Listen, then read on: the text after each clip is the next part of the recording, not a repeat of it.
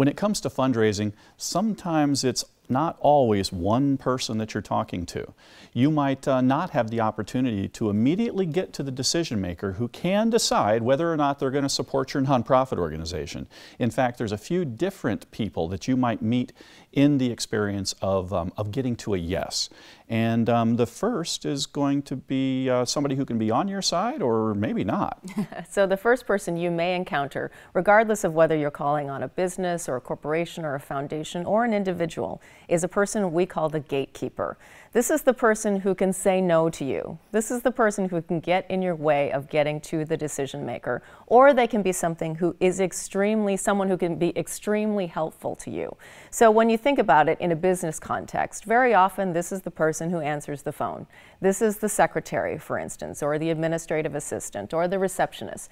But in a family environment with an individual donor, it could be a family member, maybe an adult child of an adult donor that wants to be able to maybe control who gets a conversation with mom or dad. So if this is that person who is the gatekeeper, the key to working with a gatekeeper is treating them as if they're the decision maker, because right now they are.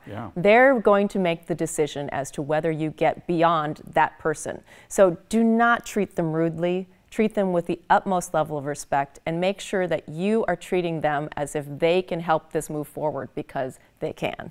Another person that you might encounter, or another role in this process before you get to a decision maker, is the coach. A coach is somebody who wants you to succeed. They believe in what you're doing, the work that you're doing. They want the decision maker to say yes, but they don't have the ability to say yes themselves. But they do have the ability to provide you guidance and support and insight as to what that decision maker finds valuable, what they are motivated by, what they are interested in. And Alice just mentioned the gatekeeper.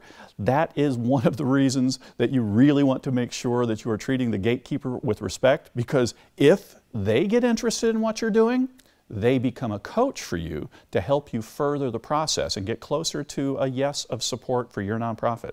So the next person we want to talk about is the buying influencer. So this is the person who perhaps doesn't have the final decision-making process, but they're the person who can strongly influence the decision maker. They're the person that the decision maker trusts. And if the buying influencer says, yeah, I think you should do this, or yes, I think you should move forward with this, they will potentially do it. Now, in a family type environment, this potentially could be a spouse.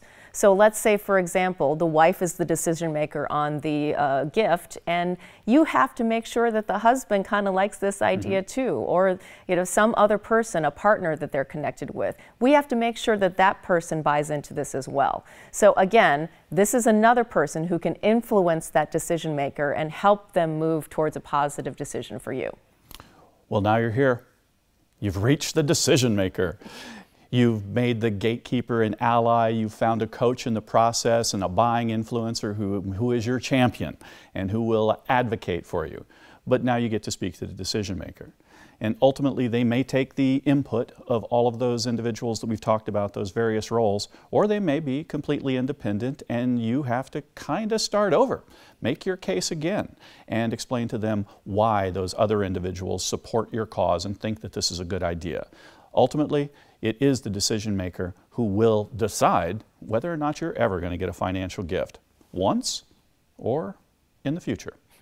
So the thing that I'd like you to think about is that, again, you could have all four of these people as different roles, but they could be kind of mashed up together. It could be that your gatekeeper becomes your coach. It could be that your gatekeeper who becomes the coach could be a buying influencer. So this is an opportunity to think about what role someone is playing who potentially is going to influence the gift that you may get to support your cause. So again, we have gatekeeper, coach, buying influencer, and decision maker. These are all people who are involved in the philanthropic process.